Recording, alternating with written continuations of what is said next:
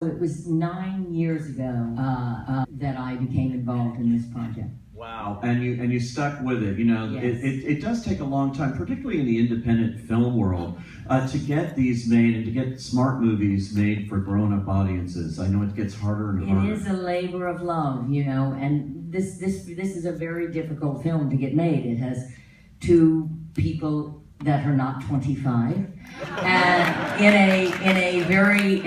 a small little dank car, and the whole film has to be shot in New York. You can't fake it and drive around Toronto, and so it's a difficult film, and it was just a long, arduous journey. But the beauty is. You know, I ended up with him.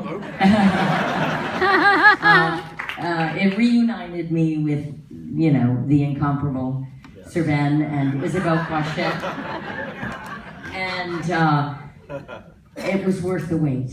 It really was. Yeah, now, Sir Ben, you had worked in Elegy with Isabel Coixet and with Patricia, and so how did this script come to you? I was just wondering, is the chronology, did you know about it before we worked together on Elegy, or Yes, I'm sorry I to do did. this to you? I did. I knew. One or two questions. I had it before Elegy. Right. It was just Right. beginning. We were Right. trying to figure out how to get this made Because before Elegy. it didn't come to me until a little while after Elegy, and you know, I actually I couldn't put it on like skin at that particular time. It depends on where you are in your life, doesn't it? It really does, because the actor doesn't have a canvas, he doesn't have paint, he or she does not have his atelier. You have to use your body, your voice, and your imagination. And if those three don't really come together at the right time for such a demanding script, you have to say, can you wait? Or I have to say no, because unless you walk onto the set with every fibre of your being committed to a 5-week shoot, this is all it was, 5 weeks, 25 working days, you know, it won't work. And I somehow, thanks to Patricia, thanks to the wonderful Isabel, and finally, thanks to Dana Friedman, I was allowed to postpone my commitment until I felt that I could really, you know, put his skin on, put his turban on, if you like, to put it that way, and was ready. So it came back to me in just months before we actually did it. And the interesting thing is, you know, 9 years ago, I could not have played Wendy. I mean, I thought I was right for Wendy, but I had to be in my 50s. I had to suffer a little more loss and craziness and tragedy, and you know, I had to live more, and I arrived at a different place in my life. As I don't know how many women here are in their 50s, you know, it's very different than when you're in your 40s. It just is. And so it's interesting how this film was fated. It needed to happen when it happened, and it was the right time, and we had all the right elements. That's very articulate of you to say that, because you make yourself vulnerable by saying that. And I think I would simplify my response to simply saying I was happier in myself when it came around the second time. I was not happy in myself when it came around the first time. So I just knew a happy man has to walk onto the set in order to play loss. I know it sounds paradoxical, but you need to be in a really centered, good place in order to show male vulnerability on the screen. It sounds like a paradox, but in my case it's true. I don't thrive on unhappiness, I thrive on happiness. Wow. I love that.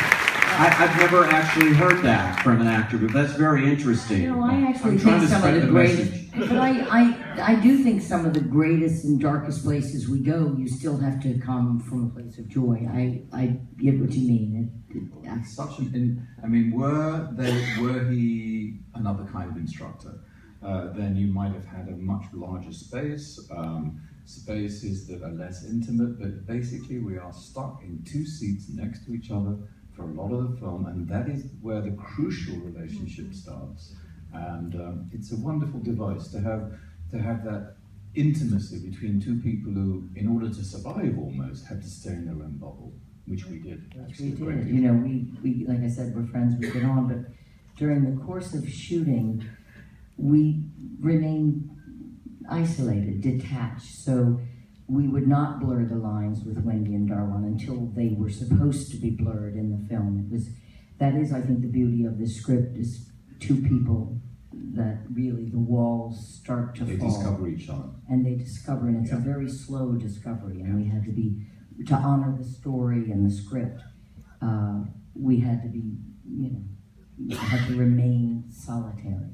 Can I tell you something? Preface this story, my answer, by telling you about today in my house, where we needed some floors repolishing, regrouting and repolishing, beautiful floor, old floors.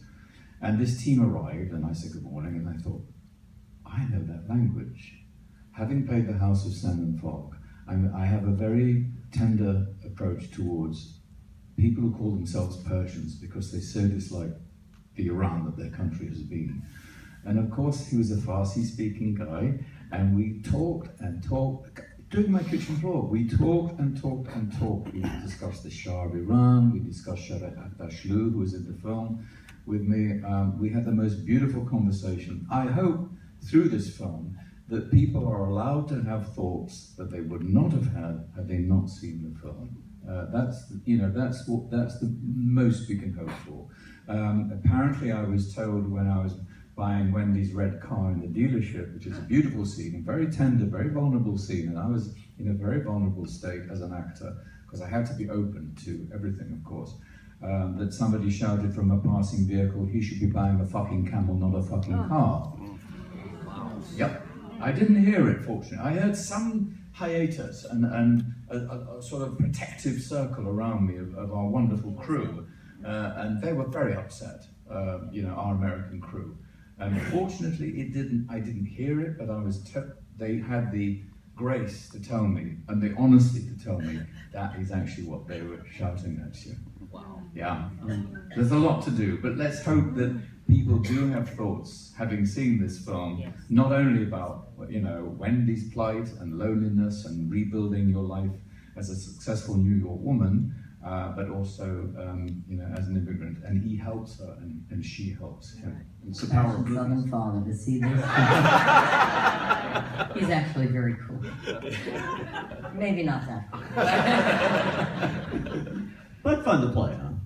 Well, the remarkable actor that I was privileged enough to do that scene with is Matt Salinger. And I knew him from the 80s and 90s in New York, a wonderful actor, and he had kind of moved on, and he's producing more these days. But our great casting director was like, I know the person for this scene. And, he was amazing. In that he's the consummate actor, he's fiercely intelligent, he had researched tantric sex from A to Z, and showed up, smelled good, was very tall, handsome, and I said, don't tell me anything, just do it.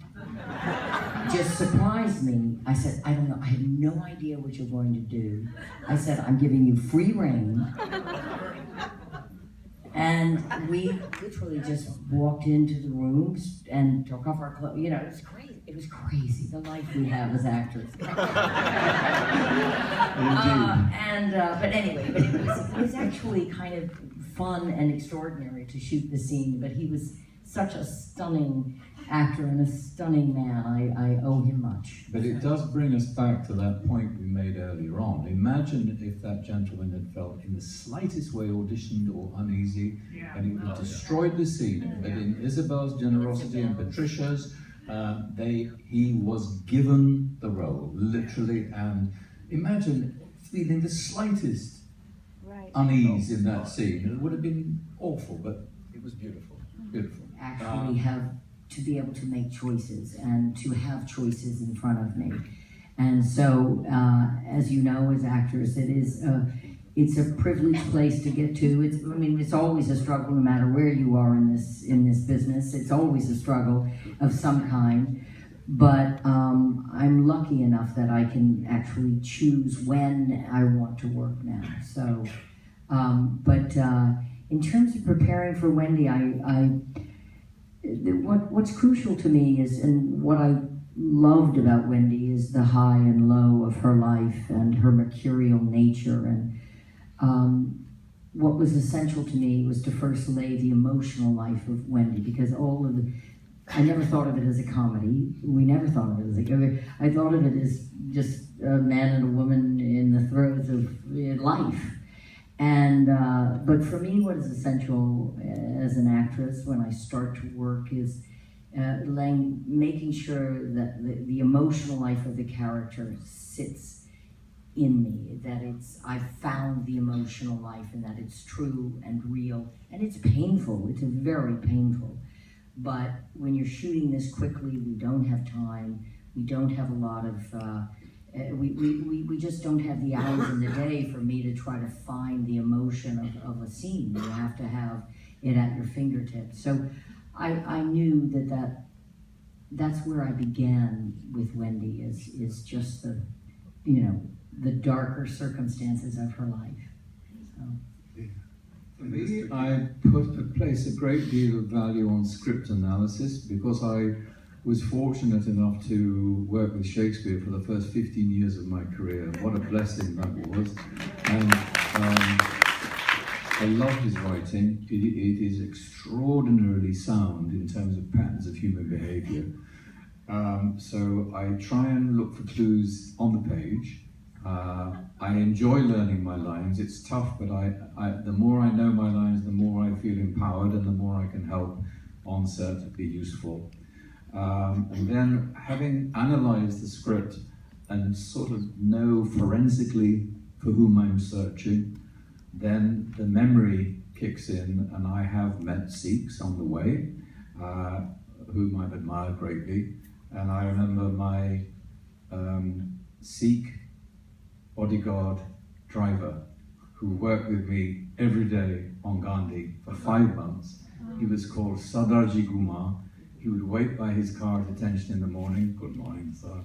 And he would say goodbye in the evening, well done, sir.